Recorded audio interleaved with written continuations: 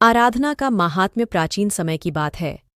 पांचाल देश का राजकुमार सिंहकेतु एक दिन अपने सेवकों को साथ लेकर वन में शिकार खेलने गया। उसके सेवकों में से शबर नामक एक सेवक को शिकार की खोज में इधर-उधर घूमते हुए एक टूटा-फूटा शिवालय दिखाई पड़ा। उसके चबूतरे पर एक शिवलिंग पड़ा था, जो टूटकर जलहरी से सर्वथा अलग हो गया था।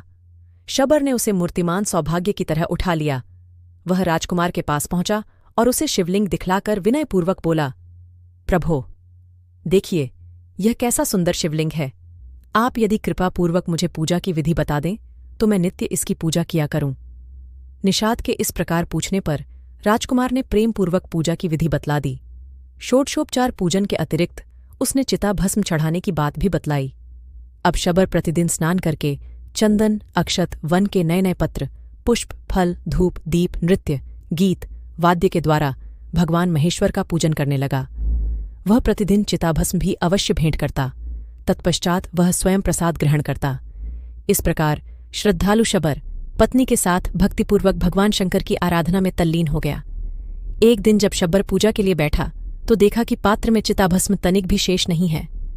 उसने बड़े प्रयत्न से इधर-उधर ढूंढा, पर उसे कहीं भी चिताभस्म नहीं मिली।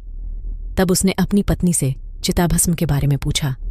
साथ ही उसने यह भी कहा कि यदि चिताभस्म नहीं मिली तो पूजा के बिना में अब क्षण भर भी जीवित नहीं रह सकता।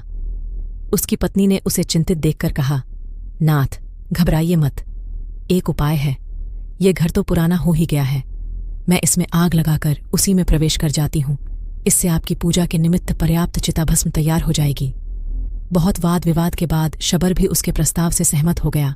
शबरी ने स्वामी की आज्ञा पाकर स्नान किया और उस घर में आग लगाकर अग्नि की 3 परिक्रमा की, पति को नमस्कार किया और सदाशिव भगवान का हृदय में ध्यान करती हुई अग्नि में घुस गई।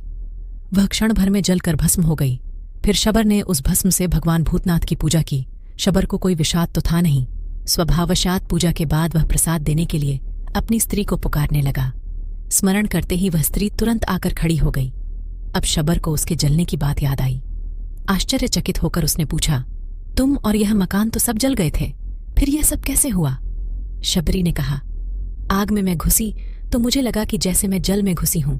आधे क्षण तक तो मुझे प्रगाढ़ निद्रा सी विदित हुई और अब जागी हूं। जगने पर देखती हूं तो यह घर भी पूर्ववत खड़ा है। अब प्रसाद के लिए यहां आई हूं। निषाद दंपति इस प्रकार बातें कर ही रहे थे कि उनके सामने एक दिव्य विमान आ गया। उस पर भगवान के 4 गण थे। उन्होंने ज्यों ही उन्हें स्पर्श किया और विमान पर बैठाया, उनके शरीर दिव्य हो गए।